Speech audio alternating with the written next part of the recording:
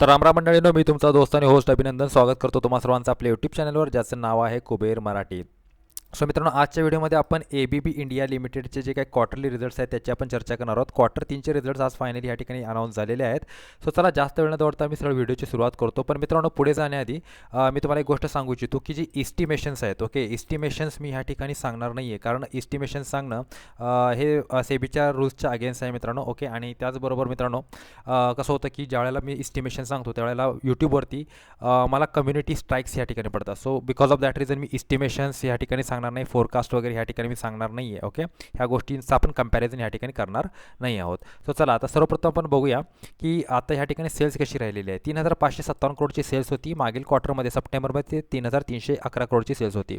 डिसेंबर 2024मध्ये 3,365 करोडची मित्रांनो सेल्स होती.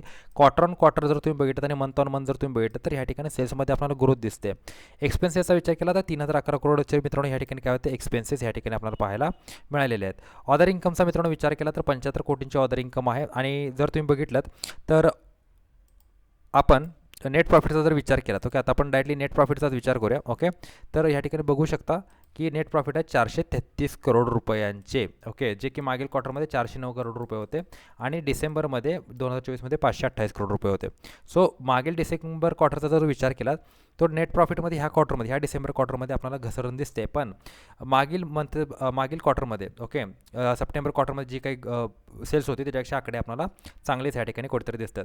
बट जर तुम्ही बघितलं तर मागील डिसेंबर क्वार्टरपासून एक हलकीशी आपल्याला या ठिकाणी डाऊनफॉल आपल्याला या ठिकाणी नेट प्रॉफिटमध्ये पाहायला कुठे ना कुठे मिळतोय.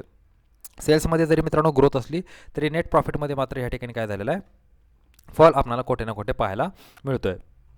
आता आपण विचार करूया की कंपनीचं जे व्हॅल्युएशन आहे ते व्हॅल्युएशन कसं आहे. सो मित्रांनो बघा, कंपनीचं व्हॅल्युएशन अत्यंत हाय आहे. 76चा पी आहे मित्रांनो. 76चा पी हा खूप जास्त पी असतो.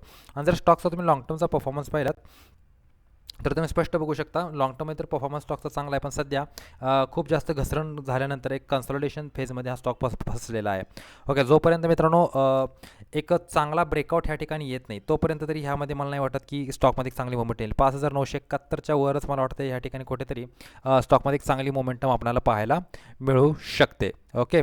सॉरी, 5,971 नाही मित्रांनो. सो आय थिंक माझ्यामध्ये जी काही मोमेंटम आहे एक 6,051 रुपयांच्या वरच ह्या ठिकाणी आपल्याला मोमेंटम पाहायला मिळू शकते. सो आशा करतो हा व्हिडिओ तुम्हाला आवडला असेल. भेटूया पुढील व्हिडिओमध्ये. तोपर्यंत goodbye, take care and a good time. Thank you very much all of you.